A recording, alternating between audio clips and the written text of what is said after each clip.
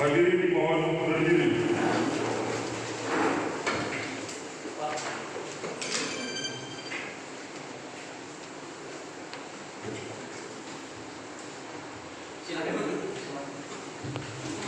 Dan hadir adalah kuasanya dalam persidangan hari ini. Kemudian termohon dalam perkara ini, termohon satu adalah Kepala Kepolisian Resort Jombang, yaitu Kepala Satuan Reserse atau Kasat Reskrim Polres Jombang, itu selaku termohon satu. Termohon duanya adalah Kepala Kejaksaan Negeri Jombang selaku termohon dua. Kemudian termohon tiganya adalah Dirkrimum Polda Jatim selaku termohon tiga, dan termohon empat adalah Aspidum Kejaksaan. Saya mau periksa satu persatu dan hadir terlebih dahulu untuk termohon satu.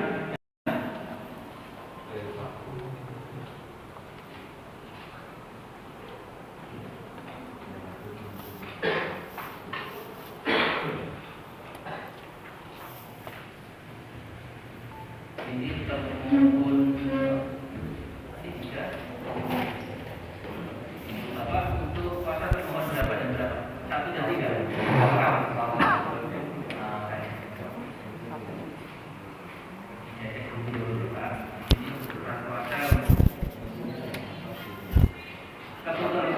Halamannya. Jadi kuasa termohon satu dan termohon tiga yang hadir hari ini atas nama Ramadi Adedi, jabatannya anggota bidang hukum organisasi. Dan yang berikutnya nama nomor 6 Pak Sulianto SH, anggota Polres Jombang. Ini ada surat perintah dan surat kuasa. Atau mungkin ada ini Pak, identitas yang bisa dilampirkan di sini ya ini ya. Oh di belakang itu. Bapak yang atas nama Rahmat Adedi.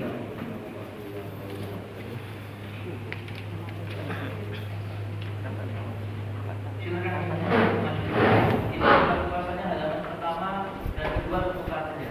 Tapi prinsipnya sudah hadir video ini merupakan dari Nah, silakan untuk Bapak kuasa dari permohonan sekaligus bersama. Silakan. Ini Bapak.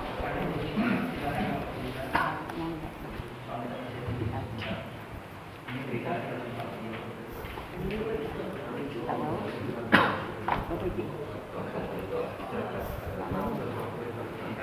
Satu-satu saja ya, masih ditunjukkan. Boleh sudah ya. Ini surat kuasanya Pak. Dari M. Suki Asal. Nah, ini surat kuasa yang diambilkan. Bapak pelajari saja. Nanti kalau ada keberatan dan lain sebagainya, silakan disampaikan. Karena Bapak sudah lakukan. Kalau Bapak dari termohon kedua dan empat. Masing-masing. Pak silakan. Sudah Pak, sudah dipelajari ya. Nanti kalau ada pendapat atau apapun, silakan disampaikan melalui Jitkan dengan Pak Julis Tiono. Yang satu lagi. Oh yang di sprint satu lagi. Mujib Syaris ya. Mujib Syaris untuk yang dari Kejaksaan Negeri Jombang, kemudian dari Kejaksaan Tinggi atas nama Julis Tiono. Ya. Baik ya, seperti itu. Sejauh ini saya tanya dulu dari pihak pemohon, ada tanggapan terhadap surat kuasa yang disampaikan para pihak. Caranya hasil tidaknya kita bisa sampai ke level itu karena ini masih pendahuluan. Jadi kalau nanti saudara merasa bahwa ada yang tidak tepat dari semua surat dan lain sebagainya, silakan dibuktikan di persidangan dengan mengajukan bukti-bukti. Sampai di sini jelas? Ya. Dari termohon yang lain ada yang mau disampaikan sepanjang mengenai surat kuasa? Cukup ya. Berarti formalitasnya sudah terpenuhi. Kita bisa melanjutkan sesuai dengan hukum acara. Maka setelah para pihak hadir, acara pertama yaitu pembacaan permohonan pra peradilan yang sebelumnya sudah didaftarkan ke Pengadilan Negeri Jombang dan juga sudah diregister. Ditanyakan dulu kepada para pemohon, apakah para pemohon sudah menerima salinan dari permohonan pra peradilan yang sudah diajukan oleh pemohon. Hari ini dibawa kepada untuk cek saja ada 18 halaman. Saya harus memastikan yang Bapak terima adalah sama dengan yang silakan pada kami.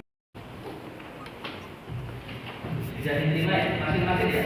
Baik, pemohon 1 sudah 4, kurang lebih ada 18 halaman Pak, betul? Saya akan cek sekarang itu, tolong dibuka halaman 16 untuk memastikan benar. Dimulai dari kata jaksa aku dan diakhiri dengan kata dialog lengkap yang 21. Betul ya? Berarti dokumennya sama ya. Baik, silakan kepada pemohon, ya kan? Apakah akan membacakan permohonan ini secara keseluruhan pokok-pokoknya saja? Ya. Ini baik, tadi sudah diterima secara keseluruhan lengkap halaman 1. Permohonan pra peradilan atas nama pemohon Muhammad Sufi kepada yang terhormat Ketua Pengadilan Negeri Jombang di dalam Kiai Haji Wahid Hasim nomor 135 Panjur Jombang, Kecamatan Jombang, Kabupaten Jombang, yang bertanda tangan di bawah ini saya yang hadir hari ini Denny Haryana bersama Rio Pramanegara. Kesemuanya merupakan para pakar dan terbuka pada kantor fakta dalam bidang domain bertindak untuk bidang atas nama berbagai penegak hukum klien kami Muhammad Sufi adalah laki-laki negara swasta PRI lahir di Jombang 25 1980 beralamat di Jalan Losari Roro RT 1 RW 3 Desa Losari Kecamatan Londo Kabupaten Jombang Jawa Timur. Selanjutnya disebut sebagai pemohon. Pemohon bermaksud mengajukan permohonan pra peradilan terhadap penetapannya sebagai tersangka dalam dugaan tindak pidana dimaksud dalam pasal 285 atau pasal 294 KUHP oleh Satuan Reserse Kriminal Kepolisian Resor Jombang atau Satreskrim Jombang. Sebagaimana laporan polisi pada Kepolisian Resor Jombang dengan nomor LPB garing 392 garing 10 garing res 1.24 2020 Satreskrim JBG tanggal 29 Oktober 2000 maaf ada kesalahan hari kami rekor maksudnya adalah 29 Oktober 2019 Halaman 1 nanti ada yang direspon. atas nama pelapor saudari Mei Natif Poiria yang kemudian pemeriksaannya dilimpahkan kepada Direktorat Reserse Kriminal Umum Kepolisian Daerah Jawa Timur bagaimana surat Kapolres Jombang nomor B144 garing 1 garing res 1.24 2020 Satreskrim tanggal 15 Januari 2020 tentang penyimpanan laporan polisi ke Direktorat Polda Jawa Timur. Pemohon melalui kuasa hukum mengajukan permohonan pra peradilan terhadap Kepala Kepolisian Resor Jombang, Seki Kepala Satuan Reserse Kriminal, 2 sebagai termohon 1, 2 Kepala Kejaksaan Negeri Jombang, termohon 1, termohon 2 Kepala Kepolisian Daerah Jawa Timur, Seki Direktur Reserse Kriminal Umum Polda Jatim, sebagai termohon 3 Kepala Kejaksaan Tinggi Jawa Timur, Seki Asisten Tindak Pidana Umum Kejati, sebagai termohon 4. Yang menjadi dasar hukum permohonan pra peradilan atas penetapan tersangka. Pertama, bahwa berlakunya Undang-Undang Nomor 8 tentang tahun 1981 tentang hukum acara atau hukum acara pidana atau lazim disebut dengan Kitab Undang-Undang Hukum Acara Pidana dalam Hukum HAM telah membawa perubahan fundamental terhadap hukum acara yang berlaku di Indonesia. Perubahan tersebut adalah perubahan peradilan pidana dari sistem inkuisitur yang dianut pada masa HIR ke sistem akusatur yang dianut oleh Tuhan. Sistem pemeriksaan dengan asas akusatur ini menempatkan tersangka sebagai subjek pemeriksaan. Dalam hal ini bukan objek pemeriksaan. 2. bahwa Tuhan telah mengatur wewenang pengadilan untuk mengadili peradilan, sebagaimana diuraikan dalam pasal 1 angka 10 KUHP, yang lebih lanjut diatur dalam pasal 77 sampai dengan pasal 23 KUHP. Pra-peradilan merupakan sebuah lembaga yang lahir atas dasar pemikiran untuk mengadakan suatu tindakan pengawasan terhadap aparat penegak hukum agar melaksanakan kewenangannya tidak terjadi penyalahgunaan. Pra-peradilan merupakan bagian dari kewajiban negara memberikan perlindungan, pemajuan, penegakan, pemenuhan serta penghormatan terhadap hak asasi manusia dengan menitik beratkan pada asas due process of law, yaitu suatu konsep yang pada dasarnya menekankan seluruh temuan-temuan fakta dari suatu kasus yang sedang diselesaikan harus diperoleh melalui prosedur formal yang telah ditetapkan oleh undang-undang. Sasaran akhir dari sistem peradilan pidana adalah due process of law sebagai proses hukum yang adil dan tidak memihak, layak, serta merupakan proses peradilan yang benar yang telah melalui mekanisme atau prosedur-prosedur yang ada sehingga dapat diperoleh keadilan substantif. Bahwa setiap prosedur adalah penting dan tidak boleh diabaikan. Saat ini telah ada dasar hukum tentang objek peradilan, objek pra-peradilan terkait sah tidaknya penetapan tersangka untuk meminimalisasi perlakuan sewenang-wenang aparat penegak hukum. Objek baru pra-peradilan tersebut ditetapkan dalam putusan Mahkamah Konstitusi nomor 21 garing PUU garing 12 Romawi garing 2014 tanggal 28 April 2015 yang memperkuat fungsi pra-peradilan untuk dapat memeriksa dan mengadili keabsahan penetapan tersangka. Bahwa dengan adanya putusan Mahkamah Konstitusi tersebut telah dilakukan perluasan terhadap objek pra-peradilan, maka objek pra-peradilan tidak lagi hanya sebatas yang telah dikeluarkan oleh KUHP, akan tetapi juga diperluas pada penetapan tersangka, penggeledahan dan penyitaan. Penetapan tersangka telah menjadi bagian penting pra-peradilan. Dengan demikian, mengingat putusan MK tersebut bersifat final dan mengikat atau dalam bahasa aslinya final and binding, maka tidak dapat diperdebatkan lagi jika semua pihak harus melaksanakan putusan yang telah berkekuatan hukum tetap itu sudah ditetapkan. Romawi 2. Alasan permohonan pra-peradilan. 1. Pemohon tidak pernah diperiksa sebagai calon tersangka. 1.1 bahwa di dalam pertimbangan putusan Mahkamah Konstitusi tersebut, penetapan tersangka dalam hukum acara pidana harus berdasarkan minimal 2 alat bukti dan disertai dengan pemeriksaan calon tersangkanya, kecuali terhadap tindak pidana yang penetapan tersangkanya dimungkinkan dilakukan tanpa kehadiran atau in absentia. Mahkamah Konstitusi telah mempertimbangkan di dalam putusannya bahwa menyertakan pemeriksaan calon tersangka di samping minimum 2 alat bukti tersebut adalah untuk tujuan transparansi dan perlindungan hak asasi seseorang agar sebelum seseorang ditetapkan sebagai tersangka sudah dapat memberikan keterangan yang seimbang dengan minimum 2 alat bukti yang telah ditetapkan oleh penyidik. Dengan kamera kabutan kabutan.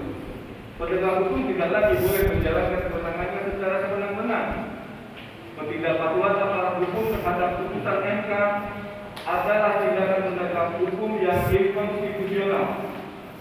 Dengan demikian, pemeriksaan calon tersangka sebelum ditetapkan sebagai tersangka tidak boleh disampingkan atau diabaikan karena merupakan hak yang dilindungi oleh Undang-Undang Dasar pasal 28. Bahwa terdapat fakta pemohon tidak pernah diperiksa dalam kapasitas sebagai calon tersangka pada tingkat penyidikan. Pemohon ditetapkan sebagai tersangka berdasarkan surat ketetapan tersangka nomor S/183/A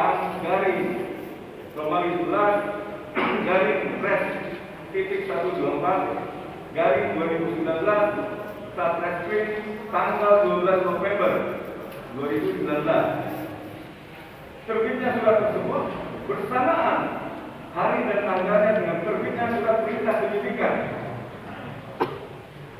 printing garing 183 garing Romawi 11 garing Pres 1.24 garing 2019 Satreskrim tanggal 12 November 2019 serta surat pemberitahuan dimulainya penyidikan atas diri pemohon dengan nomor 175 garing B175 garing Romawi 11 Pres 1.24 2019 Satreskrim tanggal 12 November.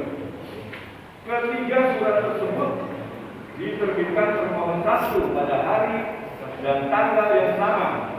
Berdasarkan fakta terbitnya surat tersebut, pemohon tidak pernah dipanggil untuk dimintai keterangan sebagai saksi atau calon tersangka karena waktu diterbitkannya surat perintah penyidikan hingga surat ketetapan tersangka bersamaan hari dan tanggalnya. Berdasarkan keterangan tersebut, berarti pemohon ditetapkan sebagai tersangka hanya berdasarkan hasil penyelidikan saja, bukan hasil penyidikan.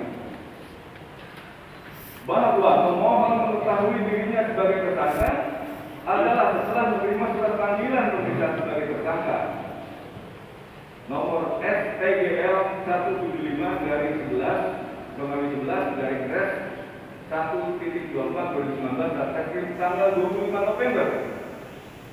Termohon satu tidak pernah memeriksa pemohon dalam kapasitas calon tersangka, akan tetapi pemohon langsung dipanggil untuk dimintai keterangan sebagai tersangka oleh termohon satu.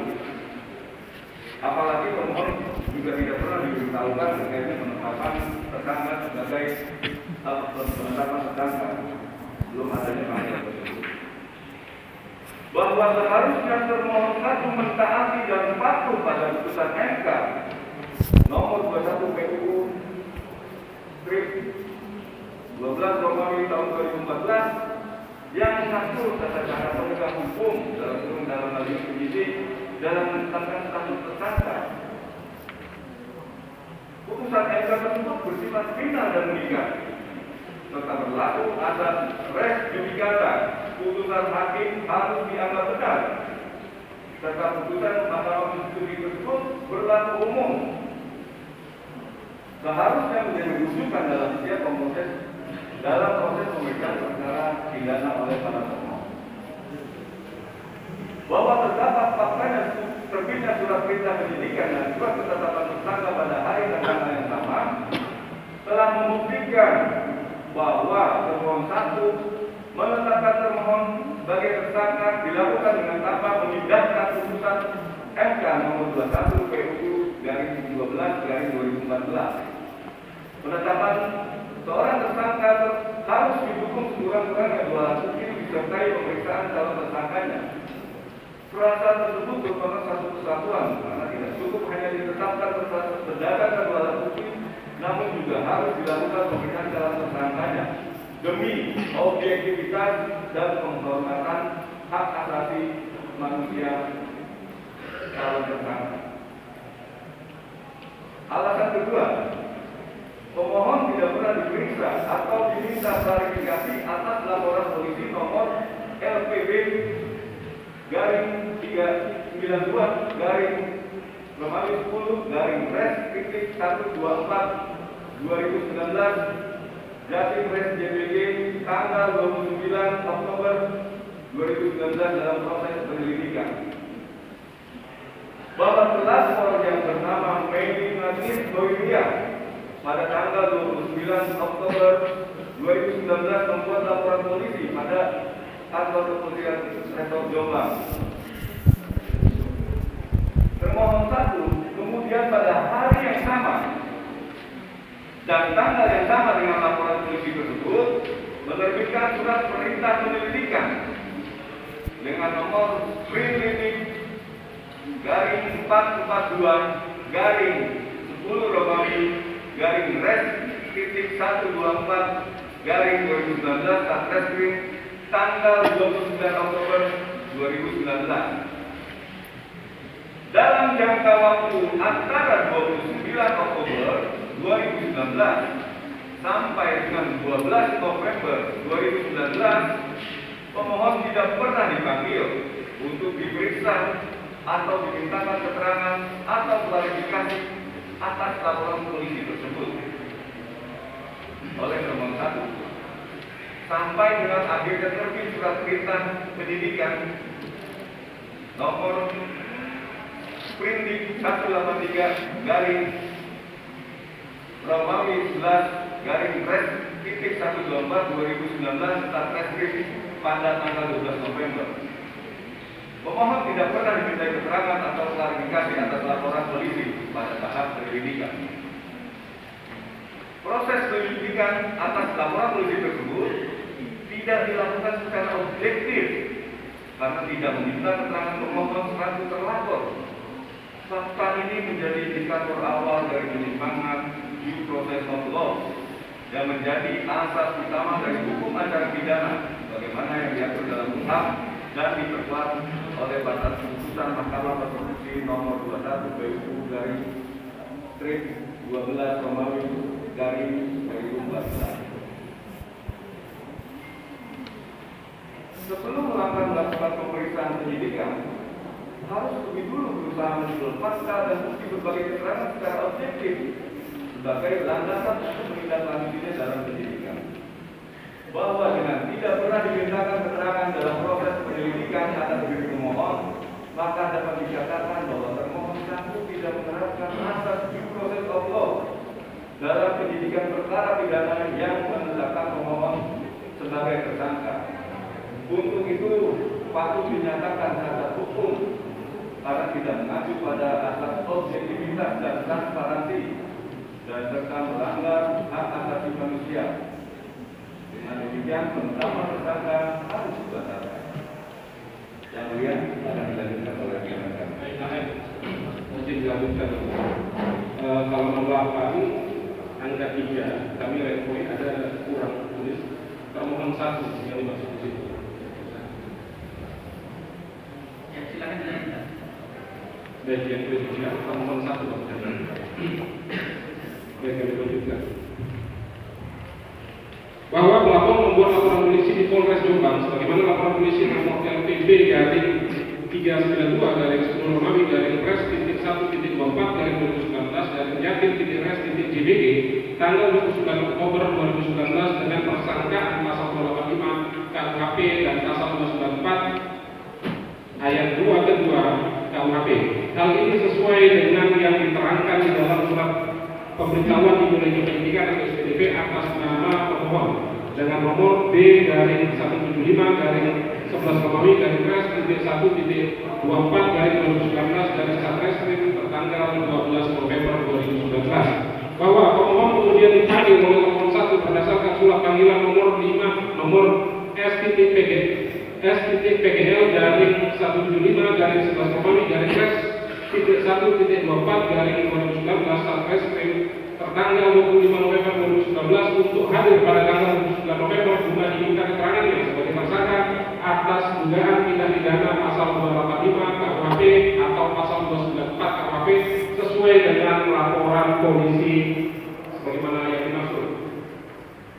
Bahwa termohon 1 menerbitkan surat panggilan kedua dengan nomor S.PGL garing 175 garis datar A garing 1 Romawi garing Res titik 1.24 garing 2020 garing Satreskrim tertanggal 7 Januari 2020 untuk kembali memanggil pemohon guna diminta keterangannya sebagai tersangka atas dugaan tindak pidana sebagaimana dimaksud.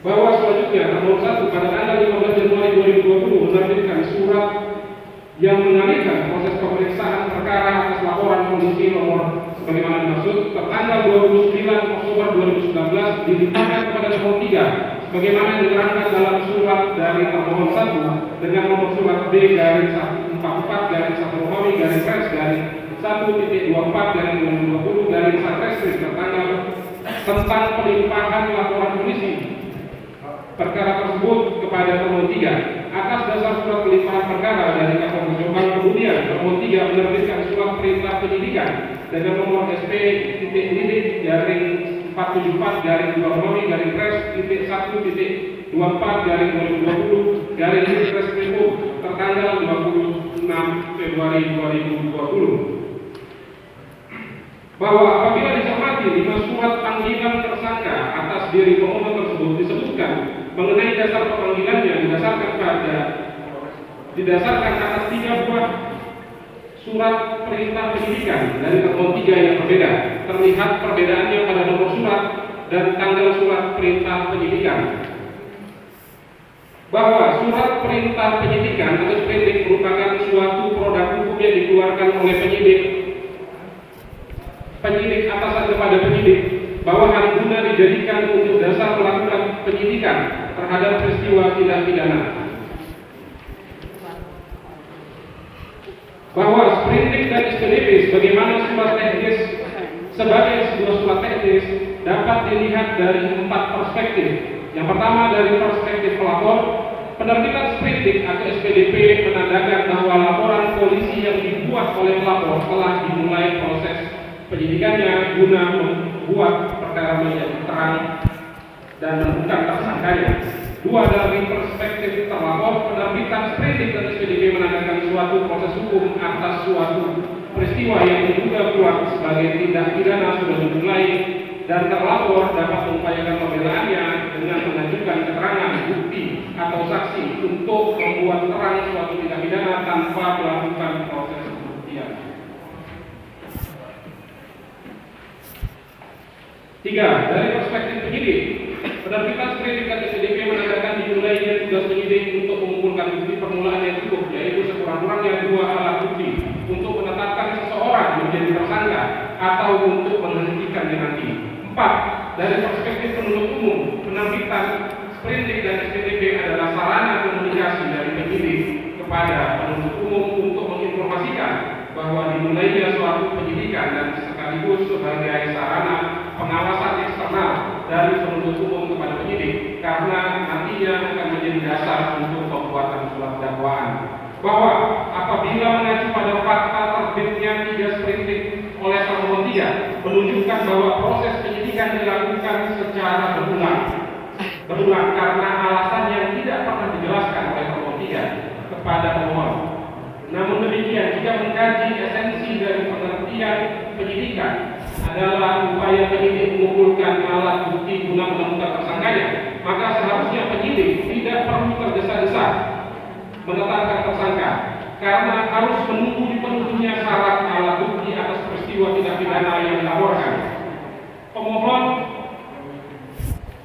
atas peristiwa tindak pidana yang dilaporkan, pemohon telah lebih dari 2 tahun ditetapkan sebagai tersangka, tepatnya sejak 12 November 2019, sehingga terdapat kemungkinan adanya kekurangan alat bukti atas perkara yang disangkakan kepada pemohon oleh termohon 1 dan termohon 3.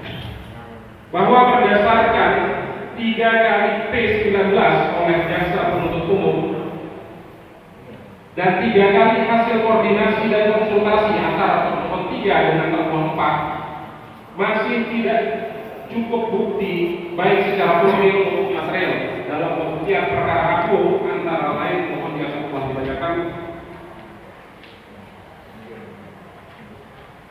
Tindakan termohon 1 dan termohon 3 yang telah 3 kali tidak dapat memenuhi petunjuk atau P19 termohon 4 dan tidak mengambil tindakan untuk menghentikan penyidikan karena tidak terbukti telah merugikan hak asasi dari pemohon yang telah lebih dari 2 tahun ditetapkan sebagai tersangka. Bahwa berdasarkan surat edaran Jaksa Agung Muda Tindak Pidana Umum nomor SE garis datar 3/E/EJP/12/2020 tanggal 16 Desember 2020 tentang petunjuk jaksa atau B19 pada tahap pra penuntutan dilakukan 1 kali dalam penanganan tindak pidana umum. Selain itu, Ketua Mahkamah Agung Republik Indonesia, Menteri Hukum dan HAM, Jaksa Agung dan Kepala Kepolisian Republik Indonesia telah membuat kesepakatan pada tanggal 4 Mei 2020 dalam bentuk peraturan bersama nomor yang telah dibacakan.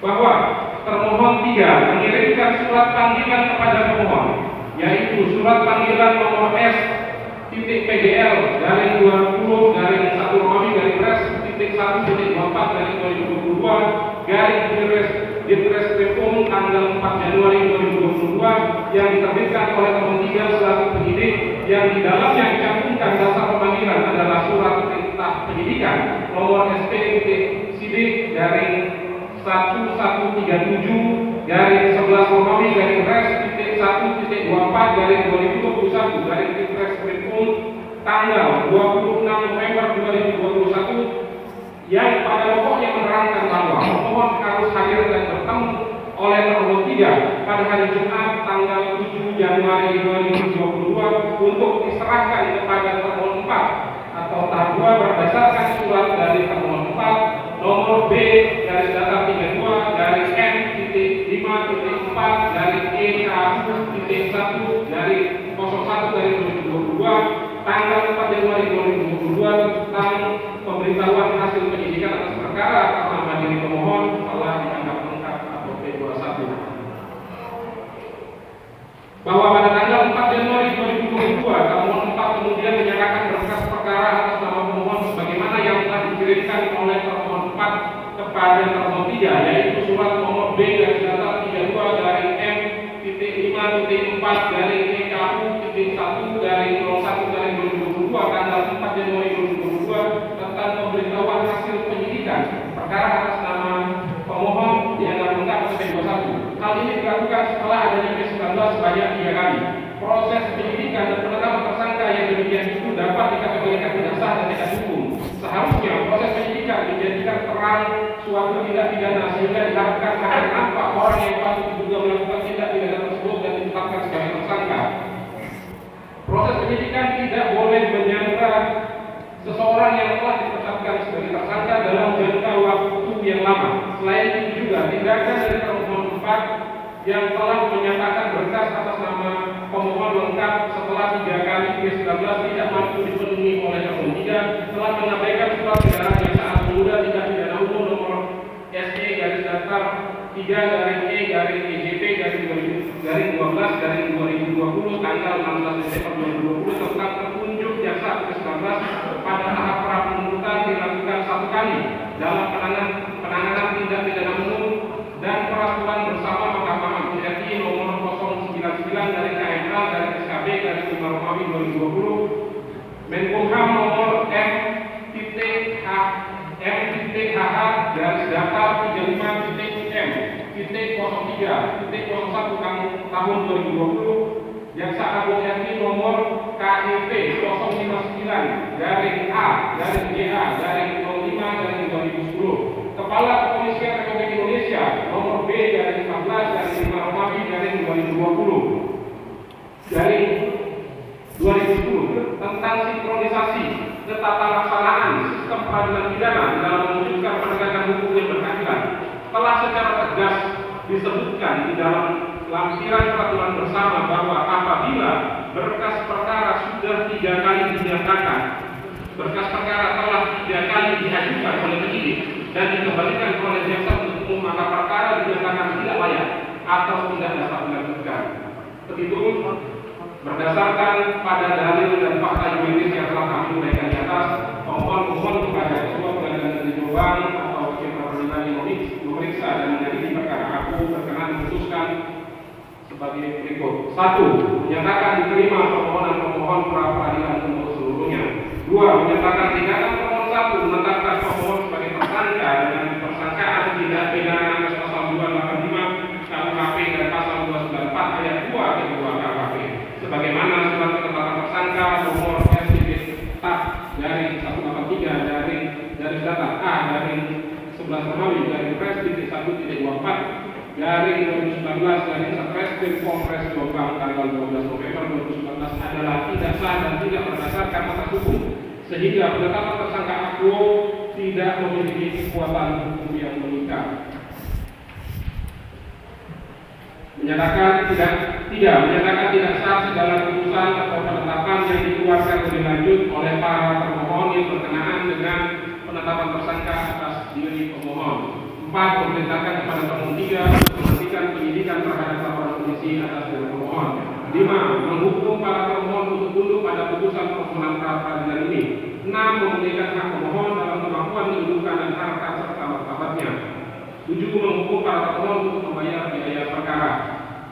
Apabila yang berhormat hakim pra peradilan yang memeriksa permohonan aku berpendapat lain mohon seadil-adilnya bahwa kami kuasa hukum pemohon yang terlibatkan SHMA di bawah maskara SHMA di Balikpapan. Terima kasih. Baik, sudah dibacakan secara keseluruhan dan jika ada beberapa bagian yang dibacakan secara umum belum masih. Silakan. Sudah saja.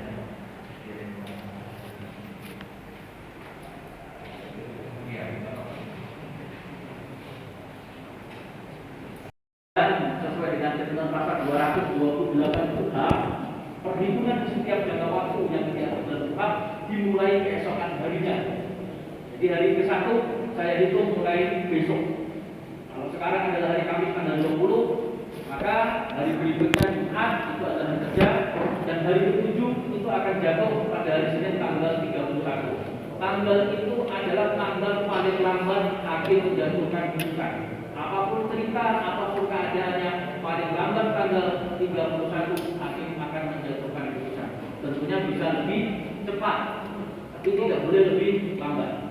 Untuk ketertiban persidangan, ya, maka mari kita sepakati bersama jadwal-jadwal persidangan berikutnya. Dan sebelum kita menyepakati jadwal-jadwal sidang berikutnya, perlu ditegaskan bahwa perkara ini adalah perkara pra peradilan yang hukum acaranya secara spesifik tidak disebutkan di dalam kitab, ya kan? Ada yang menampilkan gaya perdata, ada yang menampilkan tidak. Majelis hakim perlu menyampaikan beberapa berikut. Prinsip utama yang disampaikan di dalam kitab adalah mengandung ultimate outcome partem, yaitu mendengar kedua belah pihak. Prinsipnya ketika pemohon sudah menyampaikan permohonannya, maka hakim harus mendengar apa yang disampaikan oleh termohon melalui jawabannya. Apakah harus ada respek atau konflik? Tidak diatur. Kalau Bapak semua yang hadir sebagai pihak ingin ada respek konflik, silakan, tidak akan dilarang. Tapi mengandung konsekuensi jangka waktunya semakin habis. Mau ada kesimpulan juga silakan. Konsekuensinya jangka waktunya semakin habis. Jadi hakim mengucapkan tidak perlu bisa berdebat terlalu panjang mengenai hukum yang seperti apa, tapi semua diserahkan kepada para pihak. Ketika para pihak setelah jawaban saya ingin revisi Pak, cara ini silakan. Tapi konsekuensinya adalah waktu semakin habis untuk pembuktian. Itu poin pertama yang perlu dipahami para pihak. Poin kedua, untuk pembuktian, prinsipnya sederhana. Siapapun yang menyampaikan sesuatu wajib untuk membuktikan. Tidak penting mana yang duluan. Jadi jangan sampai gelap-gelapan. Nanti termohon mengatakan sana dulu yang membuktikan, baru saya tidak. Sana menyampaikan dalil membuktikan, sana menyampaikan tanggal membuktikan. Jadi siapa yang siap terlebih dahulu mengajukan pembuktian, silakan diajukan. Karena waktu kita adalah cepat. Gitu. Sampai di sini dari pemohon ada tanggapan atau keberatan? Cukup jelas? Para pemohon, ya, jadi kita sepakati bersama itu hukum acaranya seperti itu. Oleh karena itu mari kita susun jadwalnya, ya kan? Hari kerja dimulai dari besok hari Jumat, lalu Senin minggu depan dan seterusnya. Ya, mau sidang tiap hari silakan, mau sidang 2 hari sekali silakan. Yang penting para pihak sudah tahu jadwalnya, tidak akan ada lagi panggil-memanggil dan semua harus taat dengan jadwal yang sudah disepakati. Begitu. Saya akan katakan dulu kepada pihak termohon karena giliran sebelumnya Anda termohon. Saya kira termohon kapan siap untuk menyampaikan jawaban ataupun tanggapan dari permohonan tersebut. Siap besok ya mulia. Siap besok. Jadi kita langsung sidang besok ya untuk jawaban. Oke, kalau begitu saya akan susun, ya kan, court kalendernya, ya kan. Nanti kita tanda tangan bersama, ya kan. Karena kami dari pengadilan di awal persidangan setelah pembacaan permohonan ataupun gugatan, maka wajib untuk membuat court kalender. Court kalender ini hanya rencana. Namanya rencana itu bisa dilaksanakan itu rencana, bisa tidak. Kalau ada keadaan yang tidak memungkinkan. Jadi kita buat rencana. Hari ini Kamis sudah kita lewati, yaitu pembacaan permohonan. Maka agenda berikutnya jawaban dari termohon tadi sudah disepakati ke hari Jumat besok.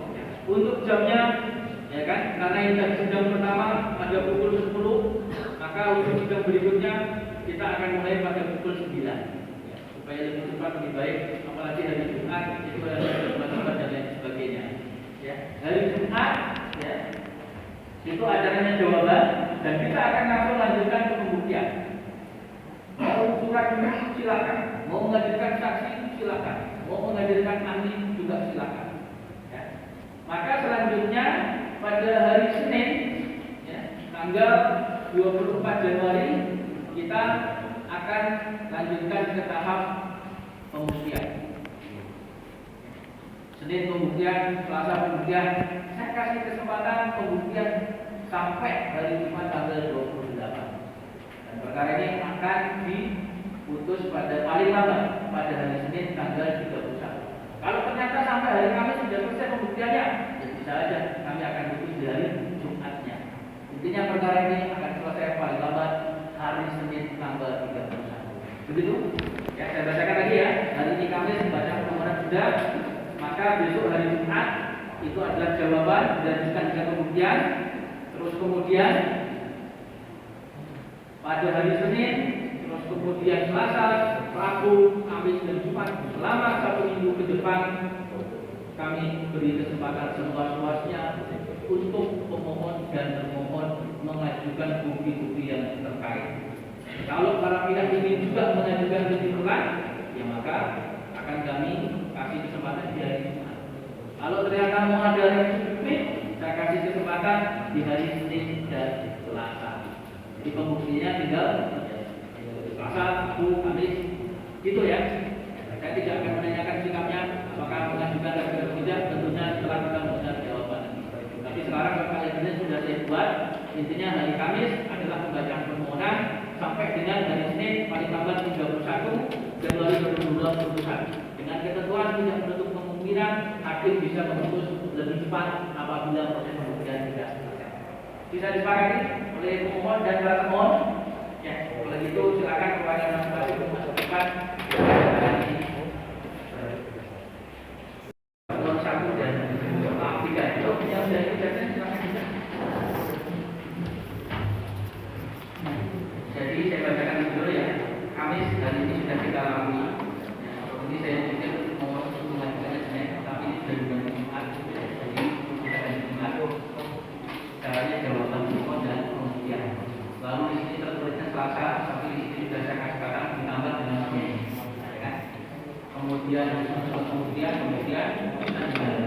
jadi kalau Bapak mau mengerjakan dan sebagainya, tentunya akan kesepakatannya sudah dimulai pada pukul 9. Gitu ya, silakan dari pemohon satu orang aja nggak apa-apa, sambil dengan termohon nanti bawah.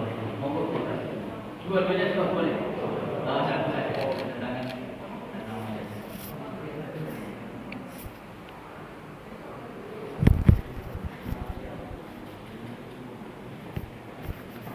Terima kasih untuk termohon satu ya. Di bawahnya, bawah sini aja. Ini di bawah kanan termohon. Mohon ditulis namanya. Kemudian dari perwakilan termohon 2 dan 4 ya, silakan bawahnya.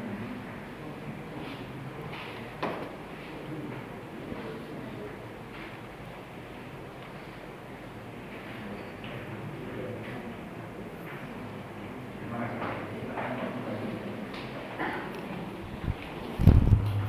Baik, ya, perlu disampaikan karena persidangan juga berjalan dengan cepat, ya kan. Oleh karena itu nanti apabila dalam persidangan berikutnya ada jawaban, mohon juga untuk disampaikan kepada kami soft copy-nya, disampaikan kopinya. Begitu juga kalau ada daftar-daftar alat bukti, disampaikan juga soft copy-nya. Ya, jadi kami tidak mungkin ulang dan memerlukan waktu. Demikian seperti itu yang perlu kita sepakati dan kita sudah menyiapkan waktunya. Kita akan mulai pada pukul 9, yaitu besok sampai dengan minggu depan.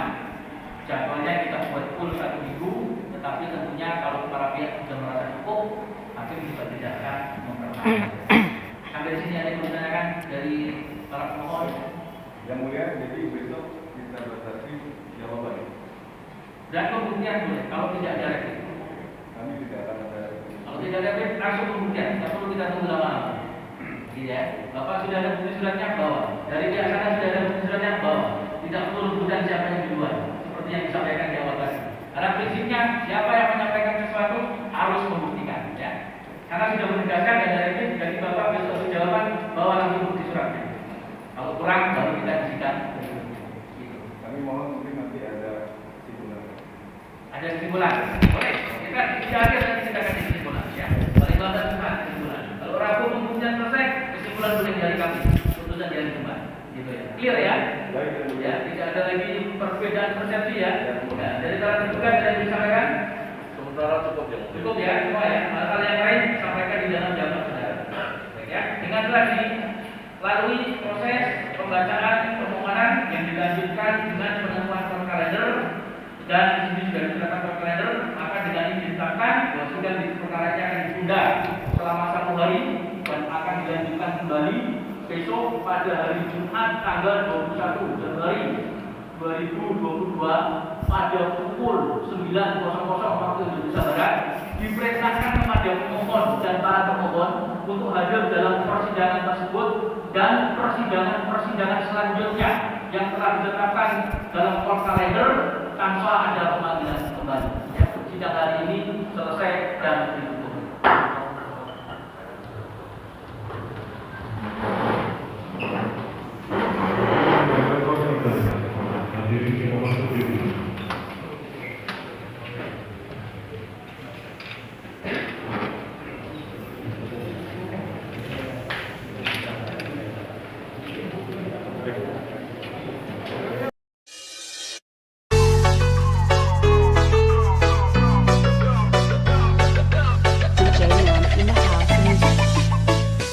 Imam Tantowi.